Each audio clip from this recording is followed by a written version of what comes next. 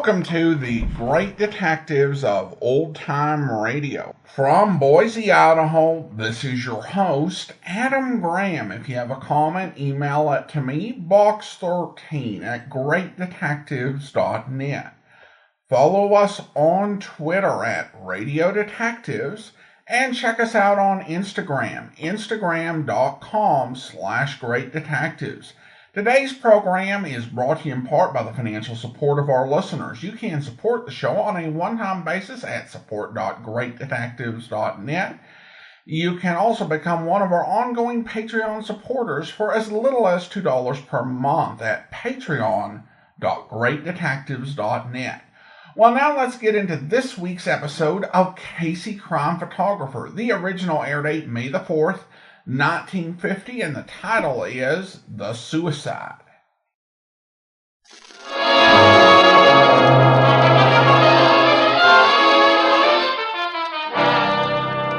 Good evening. This is Ken Roberts inviting you to listen to another adventure of Casey, Crime Photographer. Ace cameraman who covers the crime news of a great city. Our adventure for tonight, The Suicide.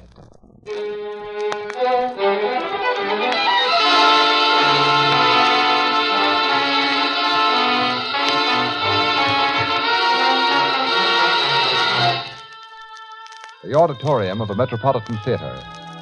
Its seats sparsely occupied with bored and restless playgoers who have been witnessing the opening of a new drama by an unknown dramatist. Casey, give him a little hand. I'm not that much of a hypocrite, Annie. Of all the lousy shows I've sat through in my life, this takes the cake. It's about the worst I've ever seen. Well, it's finally over. Let's get out. Yeah. Well, at least we came in on passes. A lot of these poor people paid for their seats. Wish I had, then we could have walked out. As a guest of the producer, you were sunk. I don't care anything about the producer. Carla Ashby, who authored this mess, is a nice guy when he sticks to the real estate business and doesn't try to write plays. The blonde who played the lead is his wife? Yeah, it's his wife, Nedra Millard. Was she terrible? She can't act, but you gotta admit, she's got a face and figure that are something.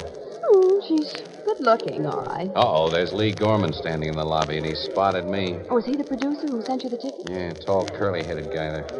Hello, Casey. I see you stayed for the finish. Yes, Lee. Miss Williams, Mr. Gorman. How do you do? Miss Williams? Well, there's no use asking how you liked the play, of course. Well, I don't think you could be kidded, fella. No, it's a complete flop. One of those big mistakes we all make at one time or another. Closing it up? Well, the insanity to keep it on. Carl feels pretty bad about the whole thing. The author, Miss Williams, Carl Ashby. This was his first play. And so Casey told me. Whatever made him think he could write a play, Lee? He doesn't know anything about the theater. He's a businessman. Well, they say everyone in the world has more or less secret ambition to write a play. And he's married to an actress, you know, our leading lady. Nedra needed a starring vehicle. Yeah, but how could she have been fooled? Well, how was I fooled? I've been in show business longer than Nedra has. Now, believe it or not, Casey, we thought the thing read well and it looked good in rehearsal. Now, I know we were only kidding ourselves. Well, I must be getting backstage with the bad news of our closing. Nice meeting, Miss Williams. Well, thank you, Mr. Gorman. See you later, Casey. So long, Lee. Better luck next time. Well, I hope so. Come on, let's get out of this theater, Annie. Yeah. Boy, I can't figure it. What? This flopperoo. Lee Gorman's a smart showman. Oh, well, he's never had any big smash hits, you know, but he knows the theater.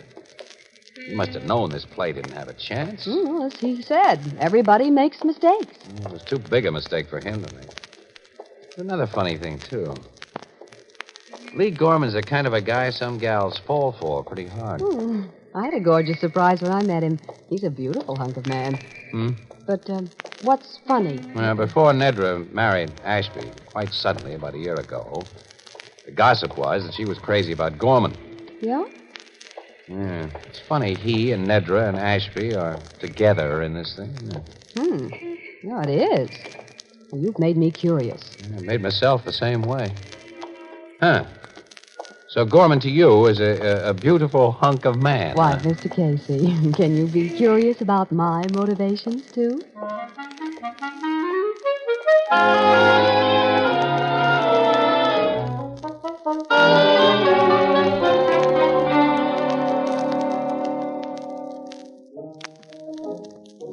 Hello, Casey. Good evening, Miss Williams. Evening, Ethelbert. Hi, pal. Say, I didn't see you two last night. Where was you?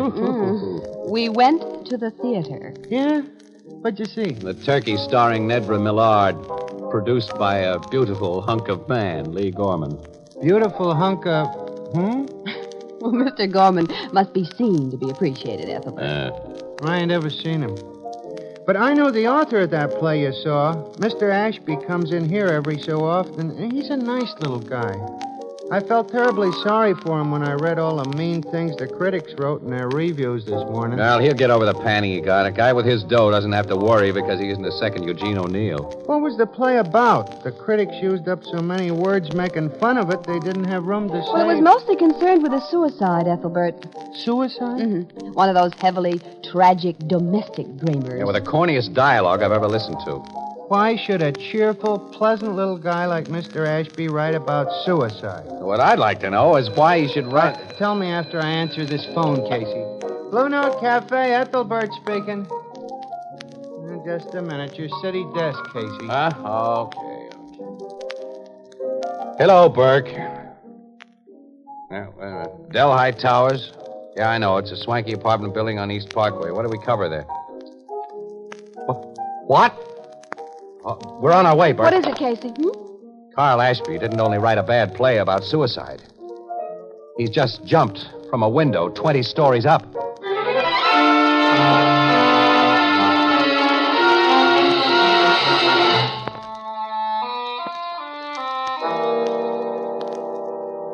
Yeah, it was a suicide, Casey. Open and shut. Ashby was alone here in his apartment. He wrote a note saying he was going to do a hara-kiri, and then he walked to that window and stepped out on the air. He wrote a suicide note, Logan? Addressed to his wife. What did it say, Captain Logan? I'll let you and Casey see it in a minute, Miss Williams. One of my tech men has it out in the kitchen right now. He has his micrographic camera set up there and is taking the usual fingerprints and vital evidence shots. Carl Ashby's one of the last guys in the world I'd figure as a suicide. He'd got everything to live for, lots of dough, this swell home, good-looking wife. He took an awful licking last night, Casey. That play he wrote. Yeah, that play. It was razzed by every paper in town this morning, yours included. He was a sensitive guy. It hurt. I can understand that. Yeah, so could I, Ann, if I didn't have a hunch about that play. A hunch? Yeah, its setup was all wrong. What do you mean? Where's Nedra Millard, Ashby's wife? In her bedroom, down that hall, crying her eyes out. Yeah, it's nice to watch a pretty woman cry, Casey. Thought you said Ashby was alone in this apartment when He was when he jumped. Mrs. Ashby was down in the lobby talking to the night porter when his body hit the sidewalk. Talking to the night porter? Yeah, about a job she wanted him to do. Look, the doorman was there also, and 2 elevator boys. If you think maybe she pushed her husband out that window, she has a perfect alibi. This is a big apartment. Don't the Ashbys keep servants? Yeah, maid, cook, and butler. They were all sent to the movies tonight because Ashby wanted to be alone. Well, Mrs. Ashby actually sent them out, I imagine. Naturally. The woman of the house usually attends to such matters. Oh, come on in, Sergeant Dressler. Here's that suicide note, Captain. We've given it the full treatment. We're finished with it now. Thanks, Sergeant. This is the note Ashby left, Casey. I want to see that, too. Yeah, so do I. Here. There's a piece torn off the top. Well, Ashby must have torn it or used a sheet of paper already torn. The note's just as I found it, and I came into this room ahead of everyone else. Read it. My beloved wife, when life becomes a mockery, one can only long for the sweet repose of death. I am a failure. That poor guy means that play he wrote. I have failed not only myself, I have failed you, whom I love with all my heart. He figured he'd done Mrs. Ashby a dirty trick because as the play star, she came in for some of the panning he got. That's one way of translating the statement. He goes on. The shame, the bitter agony of shame I suffer. Oh, brother. It's a terribly corny letter, Casey. Terribly corny is right, Ann. You finished? Yeah, the note's unsigned. Well, I told you we verified Ashby's handwriting. Yeah, but he didn't sign it. No name at the bottom. It just ends. You said it was addressed to Mrs. Ashby, Logan. It starts off with my dear wife. Yeah, but not my dear Nedra. The top of the page is torn off. And what does that mean to you, wise guy? Nothing yet. But it's put a punch behind my hunch. I think it's a lead on how they add up. So you're going to do some arithmetic. Mm-hmm. Well, $5 says you'll get nothing out of it but mental exercise, which won't do you any harm. This case is open and shut. Captain. Mrs. Ashby. I have my nerves under control now. You were most considerate and kind in letting me go to my room. I had to be alone for a while. Now, if you want to question me some more... I'm sure you've already told me all you can, but sit down, Mrs. Ashby. Thank you. Hello, Mr. Casey. Hello, Nedra. You haven't met Miss Williams. Nedra Millard, Mrs. Carl Ashby. Miss Williams is a reporter on my paper. How do you do, Miss Williams? How do you do, Mrs. Ashby? We're sorry to be here under these conditions. You have our deepest sympathy. Thank you. You knew poor Carl rather well, Mr. Casey. Yes, and I liked him. Captain Logan tells us you were downstairs when he fell. Yes, in the lobby. We heard someone scream outside, then an awful, dull thud. Carl was lying on the sidewalk. I'll try not to think of it, Mrs. Ashby. You'd left Carl alone up here how long before it happened, Nedra? I don't know, 5 minutes, maybe 10. When you left him, you had no inkling Oh, of course not. I knew he was greatly depressed about the play, but I never dreamed... Take it easy, Mrs. Ashby.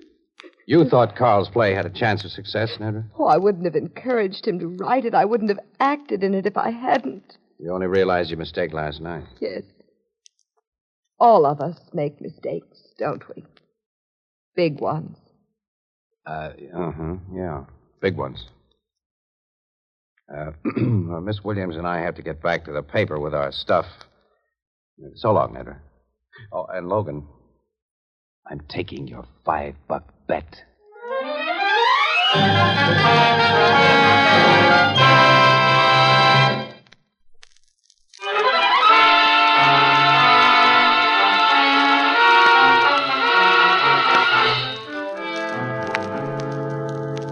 So you did your arithmetic last night, Casey. That's right, Logan. You want to hear my totals? I'm listening. Okay, here they are. Nedra Millard married Carl Ashby for his dough. But Lee Gorman remained her white-haired boy. She and Gorman planned a nice, safe way to get rid of Ashby and to get his money for themselves. You know, the dear old perfect crime. I've heard of the perfect crime. Yeah, well, you almost swallowed this one. Tell me more. Well, Ashby, like millions of other people, wanted to write a play. Have you ever thought of writing a play, pal? I've never had the time. Well, Ashby had the time. Never had the time. Well, Ashby had the time, so he wrote his play, guided by his wife and Gorman. Guided? Sure, they knew the theater. He'd naturally take their professional advice because he was an amateur. Now, this play dealt with a suicide. That suicide note you found after he dropped 20 stories was written for his play. What psychic power tells you that? The torn off top of the note tells me that. Have you ever read a play in manuscript form? No. Well, the name of the character who is to speak is written either above the speech he's to make or at the upper left-hand side of the speech. Now, in this case, I'm sure it was written above. That's why the top of the page was torn off, to get rid of the play character's name. You think? Yes. Now, what's more, the whole text of that note was in keeping with a corny dialogue Ashby wrote for his play. It was stilted, unnatural, it wasn't real. You saw the play with the lines of that note in it? Of course not. Gorman and Nedra aren't dumb. Sometime before the play went into rehearsal, I think one of them got Ashby to write the page you found in his own handwriting as part of a suggested script change. Of course, naturally, the change was never made, but the page was carefully preserved. And whoever got the page from Ashby after he wrote what was wanted took care that only the writer's fingerprints appeared on it. Sure. And Gorman produced the play, knowing it would make a laughingstock of its author. The ridicule, certain to be heaped on poor Ashby, was to provide an apparent motive for his suicide. And how do you think was Ashby actually killed? Lee Gorman did the job. Gorman let himself into the apartment with a key given him by Nedra, pushed Ashby, who was a much smaller guy than himself, out the window, planted that suicide note for you to find, and took the freight elevator down the back while everyone was out front gawking at the body on the sidewalk. You have a very nice theory, Casey. Well, I'm sure it's more than a theory. It's a fact. How are you going to prove that?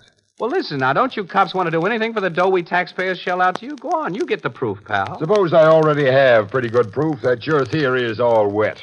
Huh? $250,000 is a lot of money, isn't it? What are you getting at? I had a talk with Ashby's lawyer this morning while you were still wrestling with your arithmetic. He told me that Ashby took out a $250,000 life insurance policy in his wife's favor less than a year ago. Less than a year ago? And like almost every other life insurance policy, it automatically becomes void if the holder commits suicide within 12 months of its date of issue. Oh. Yeah.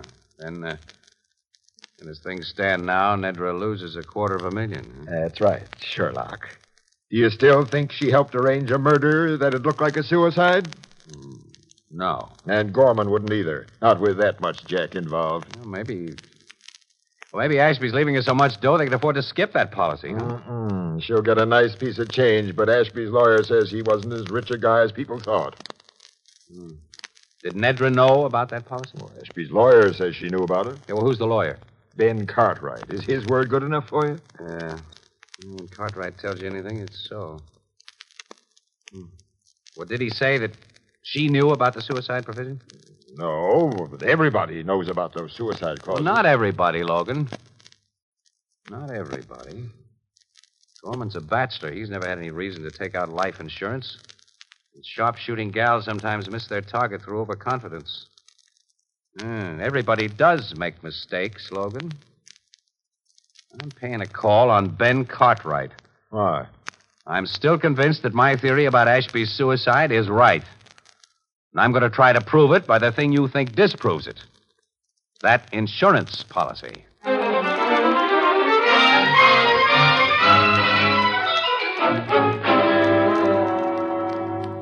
The theory you've just given me of the possible manner of my client's death is very disturbing, Mr. Casey.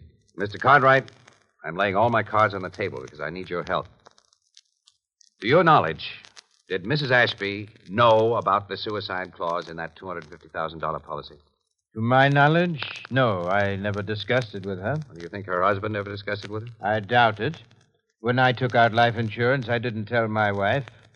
Healthy-minded men pay little attention to that suicide clause, and I always regarded Carl Ashby as a healthy-minded man. So did I. I didn't know him as well as you did.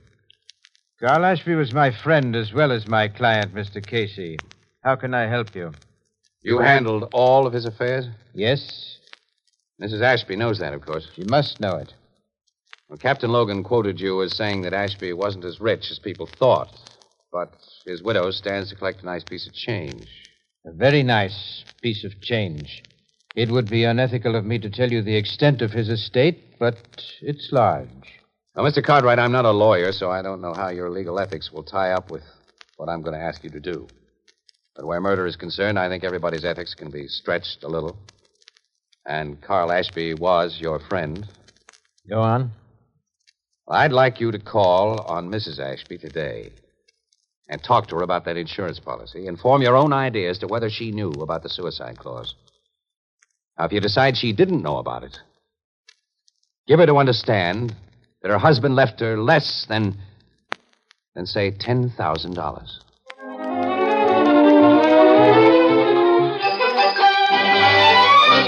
But this is ridiculous, Mr. Cartwright. Carl was worth over $500,000. He told me so. Financial reverses can be more easily concealed from a man's wife than from his attorney, Mrs. Ashby. Only $10,000. Of course, had he died by any other means than suicide, you'd receive an additional $250,000. Yes, $250,000. Well, I must be leaving now, Mrs. Ashby. Goodbye. Goodbye. What? Oh, yes. Goodbye, Mr. Cartwright.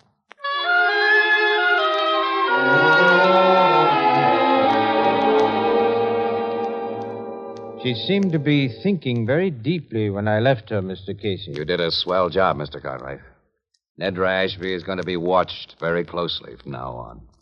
And so is Lee Gorman.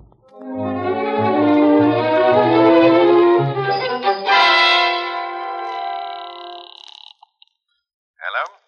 Lee, this is Nedra. Oh, how are you, darling? I've been trying to get you for the last hour. Well, I just came home. Lee, I've got to see you tonight. Oh, yes? What about? I can't tell you over the telephone. I'll come to your apartment. What time? 9 o'clock. Okay. And be alone.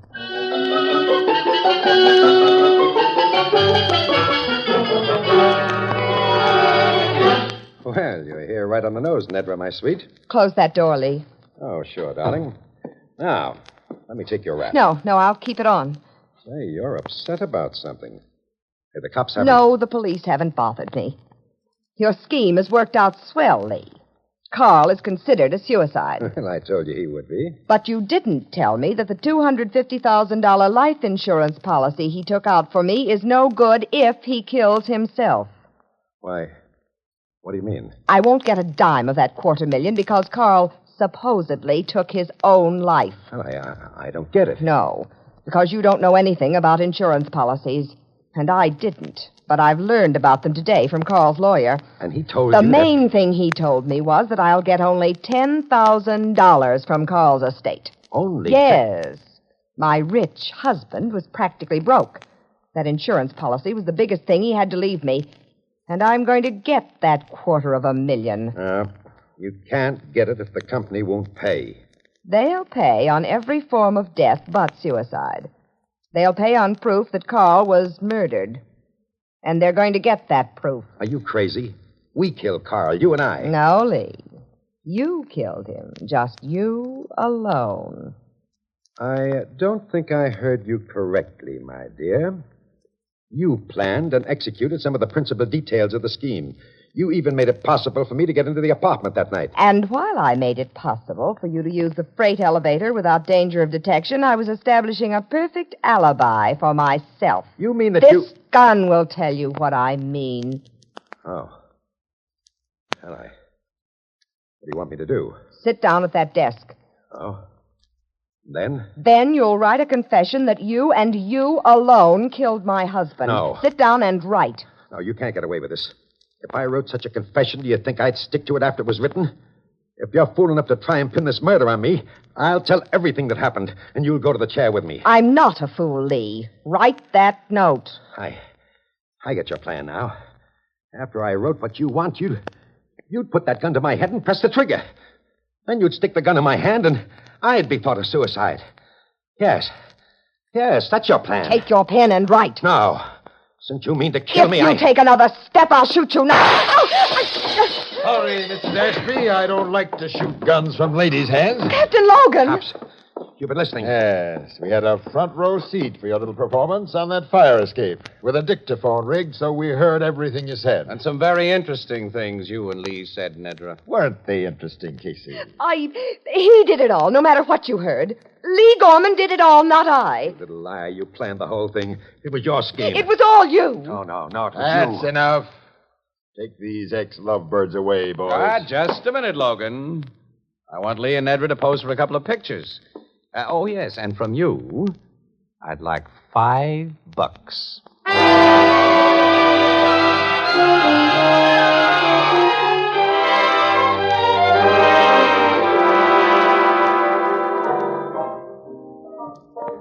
So them two sweetie pies turned against one another, huh, Casey? Well, you should have heard him after Logan got him to headquarters, Ethelbert. Each made a full confession of what the other had done. They're going to wind up sitting in the same piece of hot furniture. Hot furniture? Oh, you mean the electric... Oh. How'd you figure Mrs. Ashby would go to Gorman's apartment after that lawyer talked to her, Casey, and do what she did do? Well, there wasn't anything else she could do to salvage that $250,000 insurance. And Lee Gorman was right in his theory, Ethelbert. She meant to shoot him when she got his confession and make him appear as a suicide. You know, I'd say that Nedra Millard Ashby ain't a very nice lady. Check, pal. Say that again.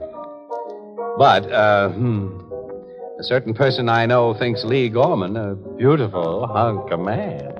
And tell Ethelbert what you did with the $5 bet that you won from Logan, Casey. What? Well, okay. I bet it back to him, plus 5 more, that the Red Sox would win today. And they lost. Well, everybody makes mistakes, don't they? Oh, that's what I've always said. Everybody makes mistakes. Yeah. Did you say the Red Sox lost today?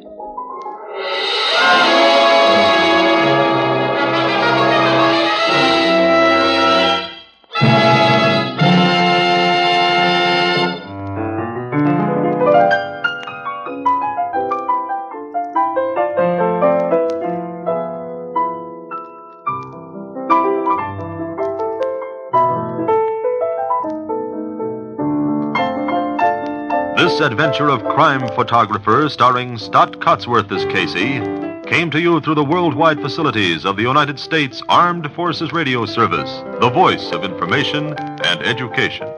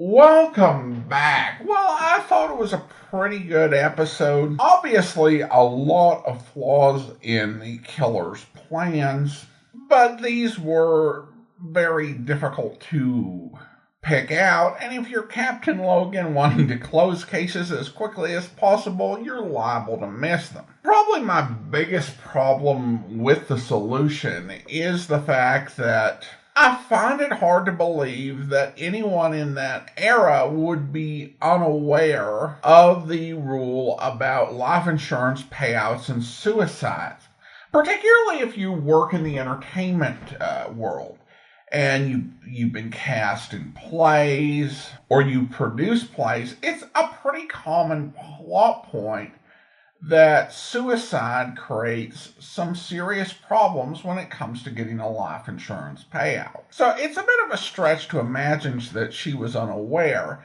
And I think that given how she schemed to take over this fortune, that she definitely would have checked to make sure that she was able to get every penny. Now, over at BlueNoteBulletin.blogspot.com, Dr. Joseph Webb notes that this is actually another reused script. This was originally told as with the title Suicide Note, but back in February 1945. Alonzo Dean Cole was a big practitioner of reusing scripts, but I think that the length of time he waited was actually quite a bit above average, because we're talking with this particular script a story that had aired 5 years previously, more than that. So hardly anybody would remember it, and without any reruns, no one would remember this particular script, even if they'd heard the original broadcast 5 years before. And we've heard a lot of programs where they will reuse the same script within the very same year. All right, well, now I want to go ahead and thank our Patreon supporter of the day. Thank you to Charlie, Patreon supporter since July of 2020. Currently supporting the podcast at the Shamus level of $4 or more per month. Again, thanks so much for your support, Charlie. And that will do it for today. If you are enjoying this podcast, please be sure to rate and review it wherever you download your podcast from. We'll be back next week with another episode of Casey Crime Photographer. But coming up tomorrow, we have an episode of Mr. Chameleon where... And one of the most talented, Claude Berkeley, is now in the spotlight on the tiny dancing floor. He stands there, young, attractive, smiling. And a roll of the drums announces his specialty, tap dancing without any musical accompaniment. And as the drum beat stops, he begins to dance.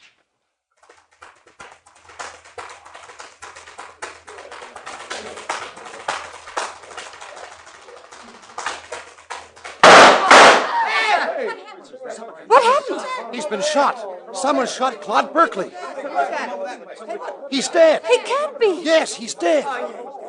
I hope you'll be with us then. In the meantime, do send your comments to Box13 at greatdetectives.net. Follow us on Twitter at Radio Detectives and become one of our friends on Facebook, facebook.com/Radio Detectives. From Boise, Idaho, this is your host, Adam Graham, signing off.